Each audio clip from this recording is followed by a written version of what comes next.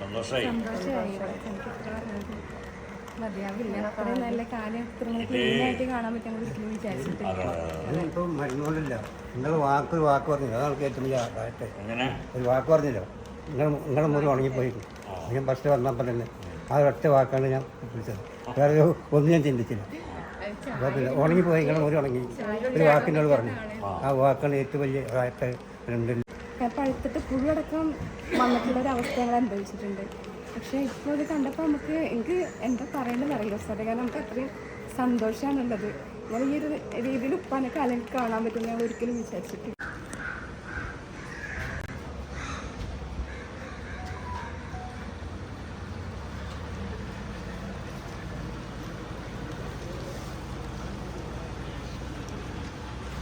നിങ്ങളുടെ പേര്? ഷാഹിദ. നിങ്ങളുടെ പേരോ?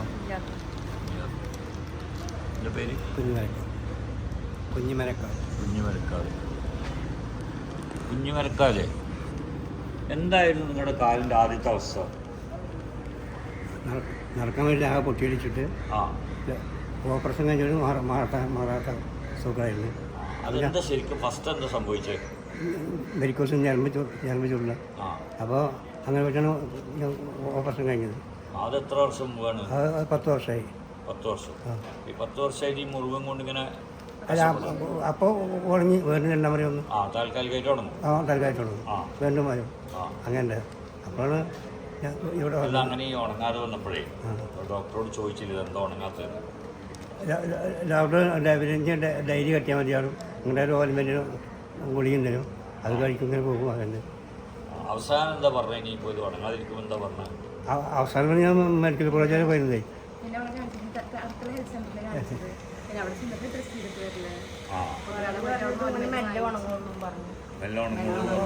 അങ്ങനെ പറഞ്ഞിട്ട് ഇങ്ങനെ തന്നെയാണ് ഇത് ഞരമ്പ് വെരിക്കോസിൻ്റെ പൊട്ടിയതല്ലേ, അവിടെ മെല്ലെ ഉണങ്ങുള്ളൂ, നിങ്ങൾ ധൃതി പിടിച്ചിട്ട് കാര്യമൊന്നുമില്ല പറഞ്ഞു. അങ്ങനെ ഒന്നരാടം പോയി കെട്ടിയിട്ട് അധികമായി. നല്ല മുറി അധികം നല്ല കൂടില്ല. അപ്പോഴാണ് മോന് ഇങ്ങനെ പറഞ്ഞത്, ഇങ്ങനെ ഒരു ഫോട്ടോ കണ്ടത്. മോള്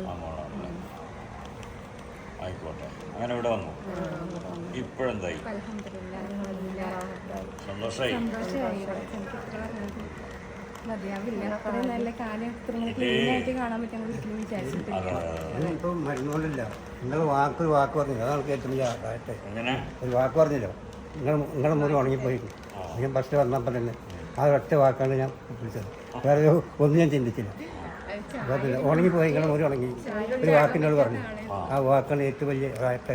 രണ്ടില്ല, അതാണ് ഹൃദയത്തെ അത് വാക്കാം. പിന്നെ ഇനി ഉണങ്ങിപ്പോയി, ഇനി ഒന്നും ഉണ്ടാവില്ല. ഞാൻ അപ്പം തന്നെ പറഞ്ഞു ചികിത്സ കഴിക്കുന്നു. ഞാനങ്ങനെ പറയാൻ കാരണം എന്താ പറയുക, പടച്ചവൻ നിങ്ങളുടെ മുറിവ് ഉണക്കാൻ തീരുമാനിച്ചാൽ പടച്ചവനൊരു തീരുമാനം ഉണ്ടാവും. മരക്കാരുടെ കാലുടെ മുറിവ് പൂർണ്ണമായിട്ട് ഉണങ്ങുന്നു. അങ്ങനെ ഉണങ്ങിയെന്ന് എഴുതിയാൽ മതി. ഇതിൽ എനിക്ക് വലിയ റോളൊന്നുമില്ല. ഇതിൽ റോളുള്ളതായിരിക്കാന്നറിയോ നിങ്ങളുടെ ഭാര്യയ്ക്കും നിങ്ങളുടെ ഈ മോൾക്കും മക്കൾക്കൊക്കെ. കാരണം അവർ കൃത്യമായിട്ട് നിങ്ങളുടെ മുറിവ് ഉണങ്ങാൻ വേണ്ടിയിട്ട് ആവശ്യമായ കാര്യങ്ങൾ, ഞാൻ പറഞ്ഞ കാര്യങ്ങൾ കൃത്യമായി നിങ്ങൾക്ക് വേണ്ടി അവർ ചെയ്തിട്ടുണ്ട്. അപ്പോൾ പടച്ചവൻ അതങ്ങ് ഉണക്കിയതാണ്. പിന്നെ ഞാൻ പറഞ്ഞല്ലോ, പടച്ചവനൊരു തീരുമാനം ഉണ്ടാവും. ഈ മരക്കാരുടെ മുറിവ് ഇങ്ങനെയാണോ ഉണങ്ങേണ്ടത്, അങ്ങനെ ഉണങ്ങിയെന്നേ ഉള്ളൂ. ഇതിൽ എനിക്ക് ഒരു റോളും. ഞാൻ ഒരു വാക്ക് പറഞ്ഞില്ലേ, ആ വാക്കാണ് ഞാൻ ഉണങ്ങിയത്. അപ്പം തന്നെ പറഞ്ഞു, ആ കടന്നു തുടച്ചിട്ടാണ് പറഞ്ഞു. അതെ.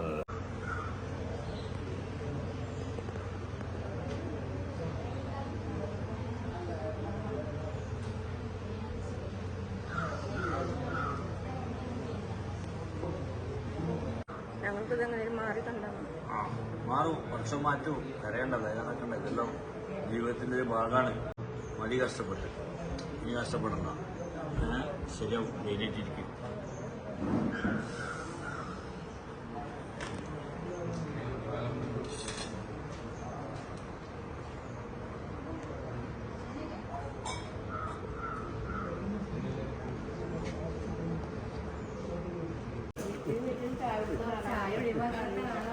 കാര്യം കൊണ്ട് നോക്കി, ഇങ്ങനെ നോക്കി.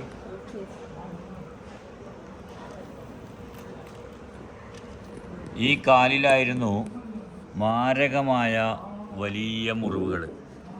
കഴിഞ്ഞ കുറേ വർഷമായിട്ടുണ്ടായിരുന്ന മുറിവുകളായിരുന്നു. എങ്ങനെ മോളെ? ഞാനൊക്കെ ചെറിയ കുട്ടിയാകുമ്പോൾ ഈ കാലം എങ്ങനെ തന്നെ. ആ, അപ്പോൾ എത്ര വർഷമാവും? അപ്പോൾ 36 കൊല്ലം മുമ്പേ ഉള്ള മുറിവാണ്.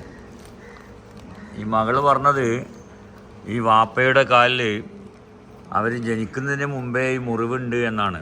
അവരുടെ ഓർമ്മ വെച്ച നാൾ മുതൽ ഈ കാലിലുണ്ടായിരുന്ന മാരകമായ മുറിവുകൾ കണ്ടാണ് വളർന്നതെന്നാണ്. ഏതായാലും അൽഹംദുലില്ലാ, പടച്ചോൻ ഇപ്പം ഈ മരക്കാറിൻ്റെ മുറിവ് പൂർണ്ണമായും ഉണക്കിയിരിക്കുന്നു. ഞാനും വലിയ സന്തോഷത്തിൽ ഞങ്ങളെപ്പോലെ. നിങ്ങളിപ്പോൾ നല്ല സന്തോഷത്തിലായിരിക്കും. കാരണം നല്ല ദിവസങ്ങൾ പറഞ്ഞ വാക്കുകൾ ഏറ്റവും വലിയ വാക്ക് അതാണ്. അത് ഏറ്റവും വലിയ മരുന്ന്. അതിന് വലിയ മരുന്നില്ല. ഇന്ന ഉണങ്ങിയെന്ന് പറഞ്ഞല്ലോ.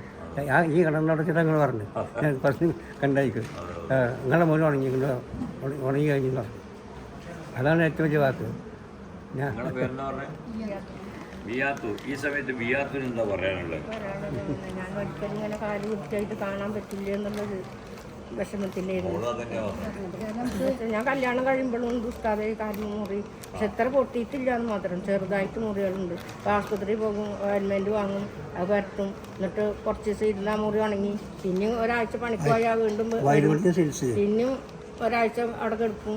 ഓയിൻമെൻറ്റ് പരത്തിയിട്ട് ആ ഓയിൻമെൻറ്റ് പരത്തിയിരുന്നാൽ അത് മാറും. പിന്നെയും കുറച്ച് ദിവസം പോയാൽ കാലുമ്പോൾ നീര് വരും, പിന്നെ കാല് പൊട്ടും, പിന്നെയും ഭയങ്കര മുറിയാവും. ഇതന്നെയായിരുന്നു പണി. ശരിക്കും നല്ലപോലെ പണിക്ക് പോകാനൊന്നും പറ്റിയിട്ട്.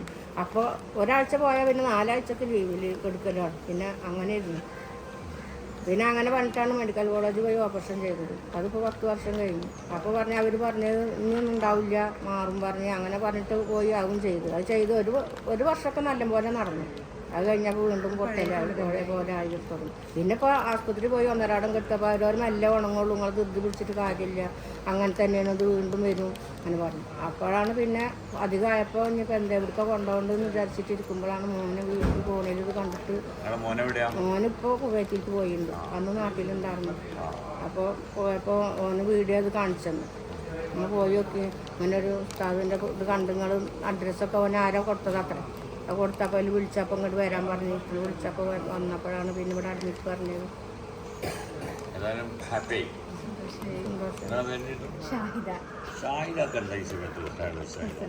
അൽഹംദുലില്ലാ എത്ര പറഞ്ഞാൽ നമുക്ക് മതിയാവില്ല. കാരണം ഒരു പരിപാടിക്ക് പോകുമ്പോഴൊക്കെ ഇപ്പോൾ കാല് തുണിയിട്ട് മുടിക്കാൻ നടന്നിരുന്നത്.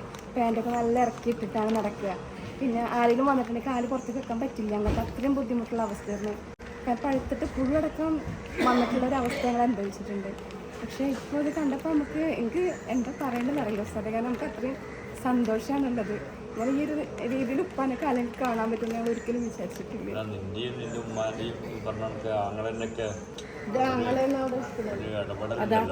അതിന്റെ ആങ്ങളെ എവിടെ വാടോ എന്താ അവിടെ മാറിയിരിക്കുന്നത്?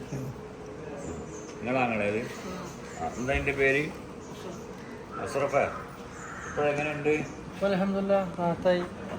വിഷമത്തിലായിരുന്നു. പടച്ചോൻ അങ്ങനെ ഒരു വിധി വെച്ചിട്ടുണ്ട്. പിന്നെ ഈ പറഞ്ഞ ഭാര്യയും ആ മോളും മോനൊക്കെ നിങ്ങളെ പോലത്തെ ആൾക്കാരൊക്കെ അദ്ദേഹത്തിന് വേണ്ടി മെനക്കെട്ടിട്ടുണ്ടല്ലോ. പടച്ചോൻ അത് കാണാണ്ടിരിക്കുക. ഏതായാലും ഇനി പറഞ്ഞതുപോലൊക്കെ ചെയ്തു.